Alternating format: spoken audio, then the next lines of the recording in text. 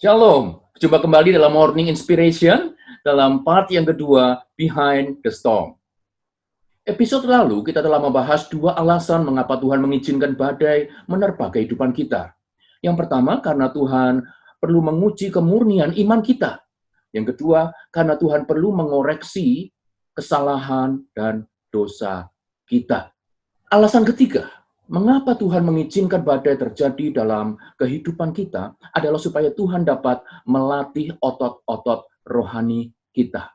Banyak orang di zaman now hanya giat melatih otot-otot jasmaninya saja, di gym, di fitness center. Namun tidak banyak dari mereka yang melatih otot-otot rohani mereka.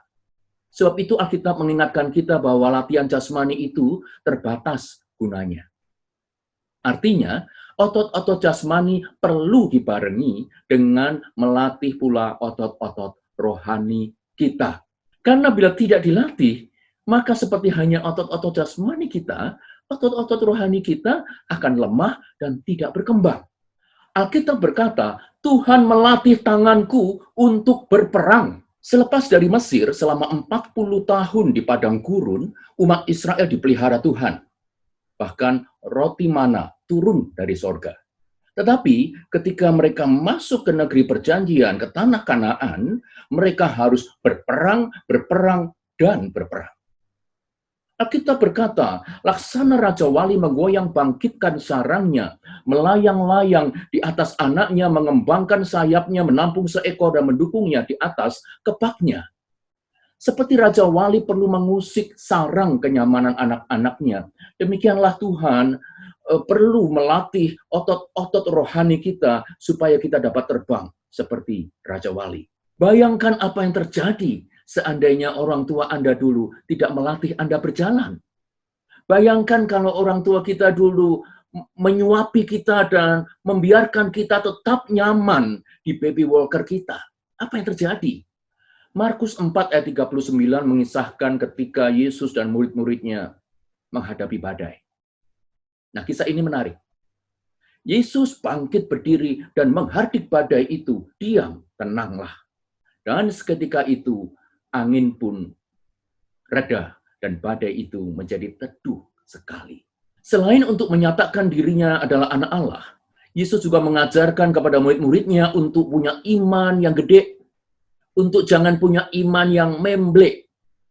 Ada waktunya ketika serangan itu datang. Ada waktunya ketika demonic attack itu terjadi menyerang kehidupan kita. Kita perlu bangkit dan menghardiknya dalam nama Yesus. Yesus bahkan berkata bahwa murid-muridnya dapat melakukan pekerjaan-pekerjaan yang lebih besar dari apa yang Yesus pernah kerjakan, yakni kuasa untuk menahan kekuatan musuh. Kita perlu melatih iman kita untuk berperang. Kuasa si jahat, serangan iblis, godaan dosa harus kita hardik. Umpama ada seekor kucing liar masuk ke rumah Anda, naik ke meja makan Anda. Apa yang Anda lakukan? Anda tidak cukup hanya menghimbau agar kucing itu mau pergi, kan?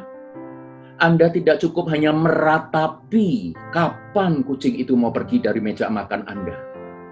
Yang perlu Anda lakukan adalah bangkit berdiri dan menghardik kucing itu pergi. Setuju atau tidak setuju, kucing harus pergi. Bukan? Badai Tuhan izinkan terjadi supaya otot-otot rohani kita terlatih dan berkembang. Ya, semua pelaut menginginkan laut yang tenang. Tetapi hanya laut yang bergelora sajalah yang melahirkan pelaut-pelaut kenamaan. Jika iman jarang dipakai, maka jangan heran.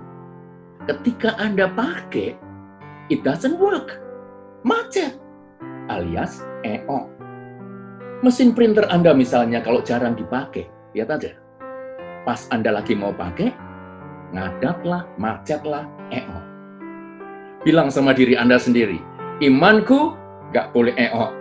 Imanku aktif, imanku menghasilkan mujizat. Haleluya. Namun, Anda perlu berhikmat. Anda perlu sungguh-sungguh ngerti Tuhan maunya apa. Karena tidak semua ketidaknyamanan itu perlu dihardik. Ketika Yesus menjelaskan bahwa dirinya akan mengalami banyak penderitaan, ditangkap, dibunuh, dan bangkit pada hari yang ketiga, maka Petrus menarik Yesus ke samping dan menegur dia. Wah, luar biasa kan? Tetapi Yesus memandang murid-muridnya dan memarahi Petrus.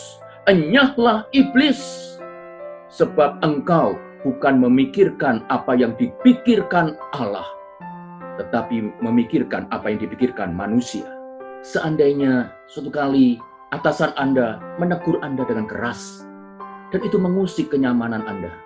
Rasanya keterlaluan juga kalau Anda menghardik atasan Anda, bukan? Yang perlu Anda lakukan adalah dengar apa yang sedang dia bicarakan. Untuk itu, kita perlu wisdom, hikmat Tuhan. Saya ingat sebuah doa yang terkenal, Serenity Prayer. God grant me the serenity to accept the things I cannot change, courage to change the things I can, and wisdom to know the difference. Selamat mengaktifasikan iman di tengah badai. Sampai jumpa dalam part yang ketiga, Behind the Storm. God bless you all.